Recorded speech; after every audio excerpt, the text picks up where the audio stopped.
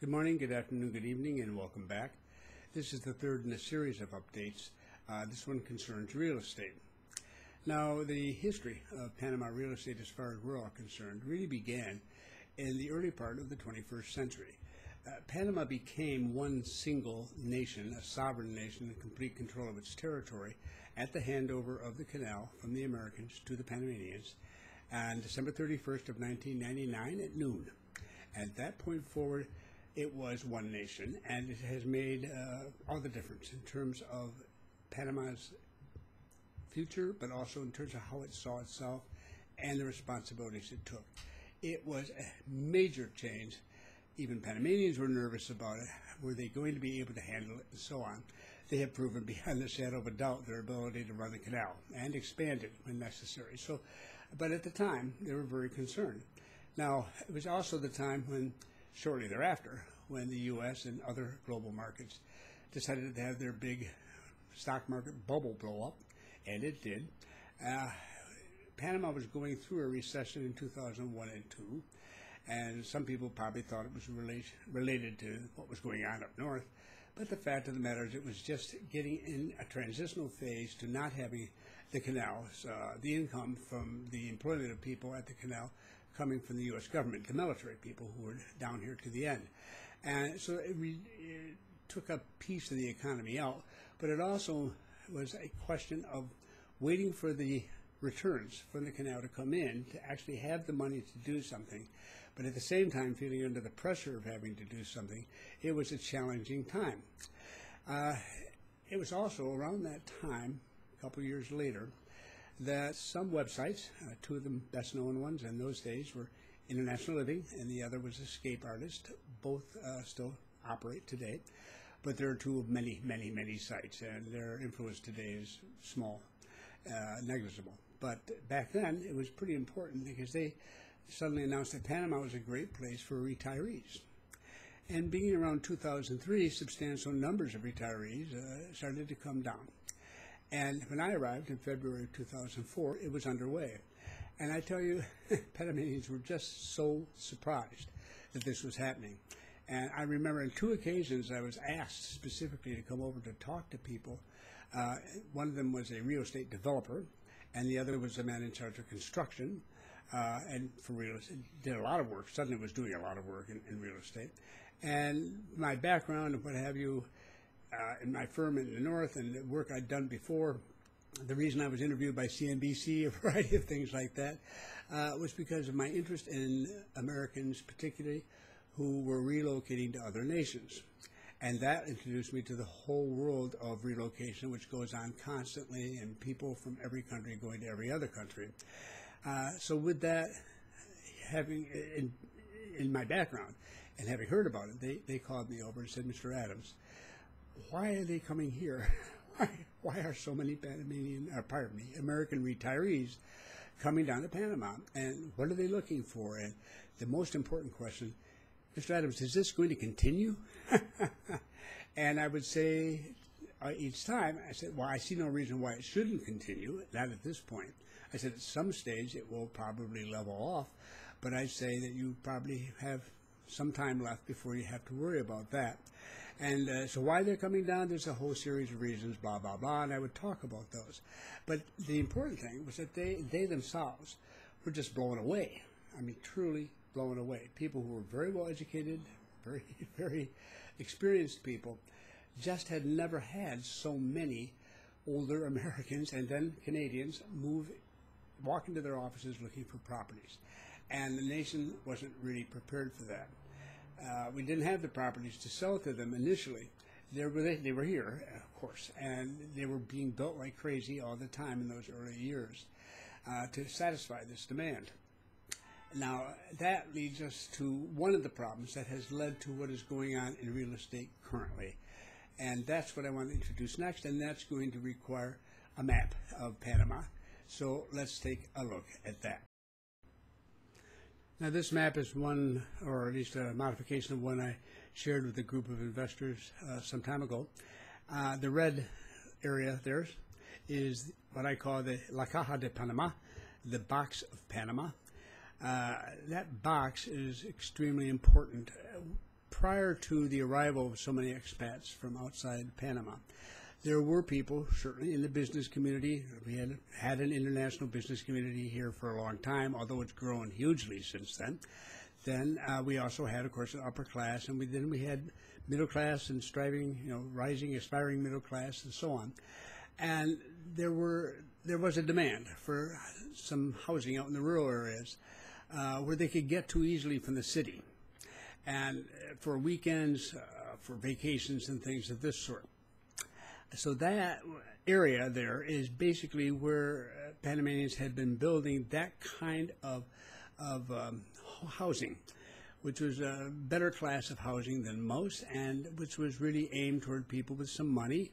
And their clientele was drawn from predominantly this local market. Whether they came from another nation or not isn't the point.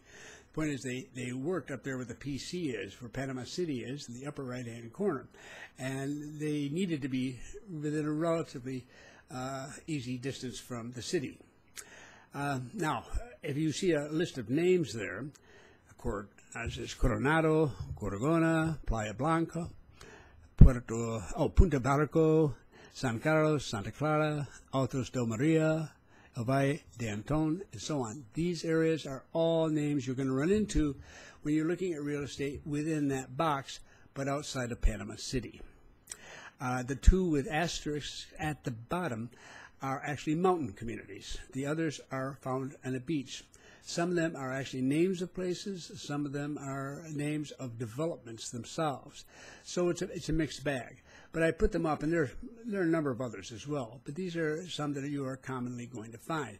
So this area had already been populated. Coronado was a place that was very popular back before a lot of people came down. El Valle, which is in the mountains, has long been a community, a very nice community, where people with means had their second home, their vacation home, etc., in the mountains. So when they suddenly had this massive group of people, or to their, at least in their experience, massive number of people coming looking for housing, and they were retirees, and they did not have to live in the Panama City, and they were really looking to live outside and so forth, this is where they built. And they built, and they built, and they built, and they built, and they built. And for years, I have told people this is completely out of hand. I mean, it made sense at the time, but we have got to look east of the city, among other things, in various other parts of the country, because you're bidding the value of the land is just going sky high, and it's affecting the price of the properties, and it's increasing massively the congestion of the area. You're beginning to urbanize that area, and so on. It satisfies the needs of some people, but not a lot of others. But above all, it's getting much too expensive. Now, as an example of expensive, oceanfront along that area, it was not uncommon and continues. You can find it for like $1,000 a square meter. Now, people who are familiar with the metric system will know that a hectare, that means $10 million. For those of you who are more familiar with acreage, that's $4 million an acre. Now, it's ridiculous. It's totally absurd. And we have had higher prices than that. And they haven't fallen like a rock or anything like that since then. Much of it has already been purchased in any case. And they are definitely, they're reflected in the price of the homes. The result of all of this is that we just got out of hand. The homes, I've had too many messages over the last year or two, people coming down, writing me and saying, Bob, I looked at the beaches, they're normally referred to as, and I can find a home in Florida with every bit as nice as the one here for less money. Why should I come to Panama for that? But this is exactly why it's been bothering me for such a long time. I am a missionary, so to speak, for this business of trying to create housing and developments for people of reasonable means, but not ready to pay $350,000, $400,000, $450,000, $500,000 or more, right up to $1 million or more. So no, I mean, this is out of hand. And we don't need another Florida. One's enough. Now, I have a lot of friends who live there. I like the area. I love El Valle. Altos has its interesting points, and a lot of the communities along the beaches are quite nice. So I don't mean to speak against the communities, But I'm just saying that the prices are way too high. And in recent years, the last couple of years particularly, property value, the costs, the demand, I should say, has subsided. Now, there's a whole series of reasons for that. I could take half an hour describing it to you, but I'm not going to do that. I would say that we stopped having an advertising campaign for the nation as a whole, which is a big mistake. We did not get the convention center finished on schedule. It's still not open, but it's going to be open, thank God, fairly soon. That's much more important than an advertising campaign. I mean, when we have, say, 20,000 people a month coming down for conventions, that's $250,000 a year, something of this sort. Each one becomes an advertisement for Panama when they go home. And they're down here, somebody else is paying the bills. They're staying in nice hotels. They're going to what will be a very nice new modern convention center out near the water, near the canal where they can see it. And it's going to be very impressive. And they're going to go home and they're going to say, I had a great time, and I was really surprised how advanced it is in Panama City, and the canal is amazing, and blah, blah, blah. Those people represent advertising. You can't pay for that kind of advertising. It comes only by virtue of their having come down. So not having that convention center has really hurt us in the advertising sense, even more than the lack of a television advertising campaign. Which are so expensive anyhow that what we can afford to do in advertising up there is a drop in the bucket. But they've done a lot better job in the advertising, but this kind of advertising is important. Also, the second terminal of the airport, we're waiting for that to get open, where we can have longer distance flights and maybe have some direct flights from Asia and so forth. We've had an agreement signed for some years, air services agreement with Singapore. You do that when you're expecting to have flights back and forth between the two countries. But this second terminal is going to take care of a lot of the problems. We will increase the number of cities that we run flights to, and we'll just be able to handle a much larger volume of business, and that's very important. And the third terminal will begin to, beyond the planning stage, and they'll be into the next stage, whatever that is, which will take several years. But our airport just keeps growing and growing. It was recently mentioned the fact that you can fly from Mexico City, which has a much larger population than the entire nation of Panama. You can reach 55 destinations. From Panama City, you can reach 81. So the airport's a very important hub. We're out there, and a lot of people stop here on the way to somewhere else, but they'll take time, and they often do. And Copa Airlines, which is a Panamanian airline, privately owned, but it's very cooperative here, has agreed to allow people, for instance, flying in, maybe from Canada, they're on their way to Argentina or something of this sort, the opportunity to stay for 2 or 3 days in Panama and then get on a flight and continue without having to pay extra. They had that operating. I assume they still do. Whatever. It's going to have a major impact. All of this will have a major impact, but it's been delayed. And I'm just beginning. And the delays have been for good reason often, but it doesn't make any difference. They're delayed. And the result has been a significant slowdown in the number of people coming in to purchase homes. And I really started to see this in 2016.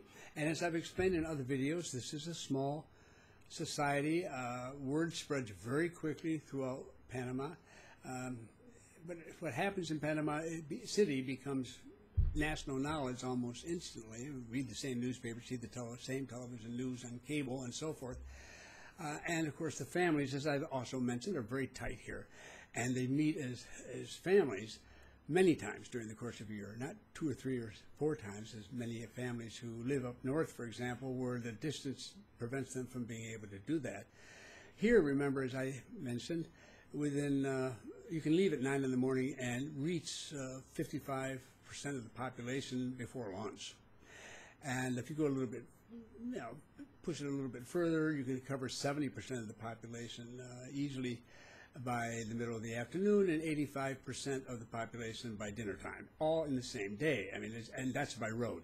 So we're a country where families get together all the time, and that includes many of their people who are working in the city, and then those who are still out in the countryside. And they meet and they exchange information. So around 2016, you could get the sense that the Panamanians themselves were saying everything's going too slow. Business is slowing down. And it just started to circulate throughout the community more and more. I kept hearing it.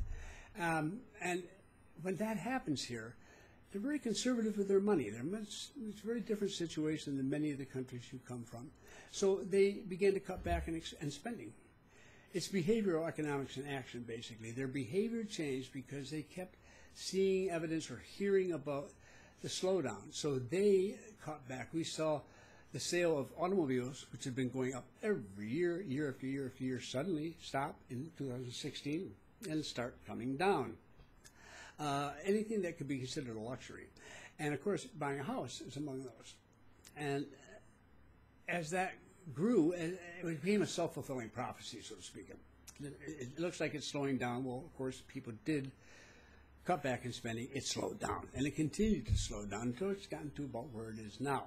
Now, for a whole host of reasons, I've also explained and will again explain in other videos, there's very good reason to think that this will have bottomed out, not too distant future, and begun to climb again. But for the moment, we have this situation in real estate where that box that I just pointed to is a bargain center comparatively. It's not where you can walk in for 50%, it's not, people are not hysterical. It's a small country, we all know each other, the banks have worked with the developers and everyone else to find ways to financially to get through this particular period, and they've done a pretty darn good job of it, which is one reason why we can talk about it publicly now, because it was, I didn't mind, but for many in the business, they didn't like to talk about it when things were still being worked out. But they have been, and that's not unusual here. It's not that they're getting off. They'll pay the loans they have to pay back to the banks and what have you for developments, but they may be given a longer period and what have you to pay it off, one thing or another. So the business is fine, except it just isn't selling like it used to, and you can see that in the prices.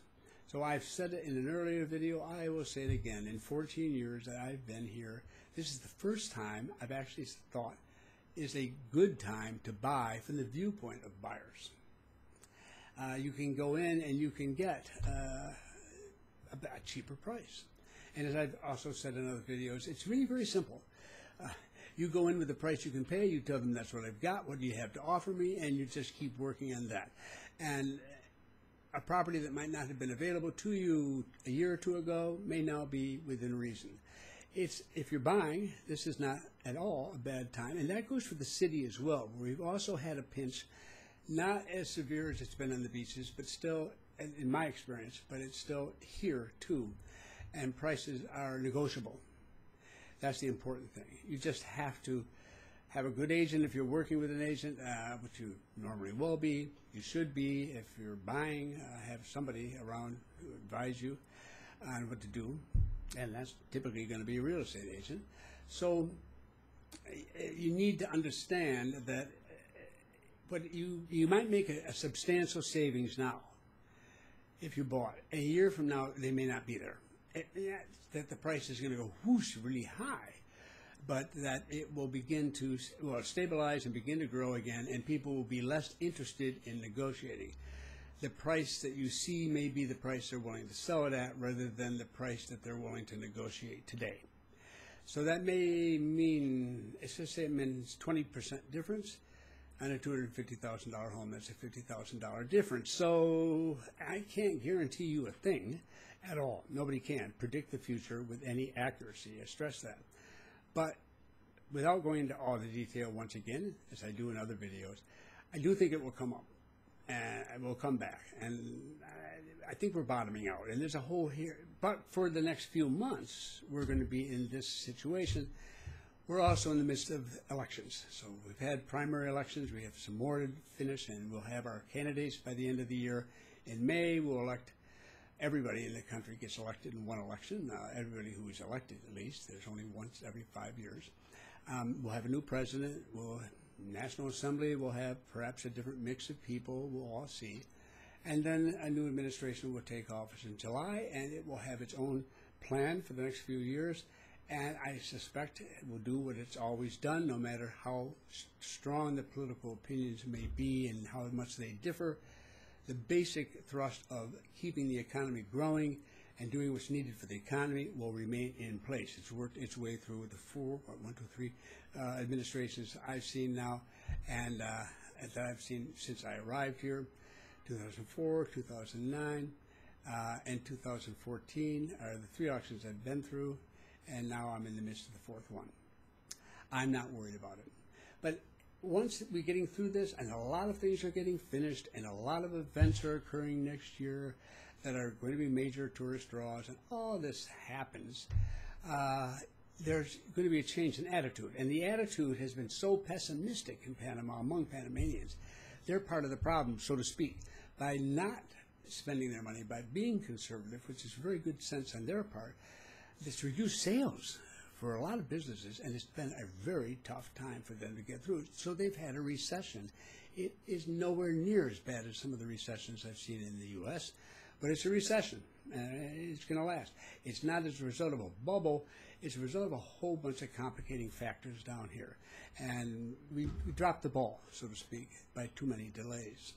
And what we needed in order to maintain momentum. Well, we're getting it back. I'm not losing sleep over it. Neither should you. But if you're interested in coming down and doing that, fine. Now, I also said I was going to talk about renting. I want to talk about that. And one of the toughest things about dealing with renting is not having had any experience with it for quite a while. So I decided to do something about that. And here we go. When I put everything together for the video, I realized it was much too long. So the sales section ends here. And I'm just going to do a separate video for the rentals, which will follow. Given the hour of the evening now, I'll probably get this one up today. I definitely want to get it out.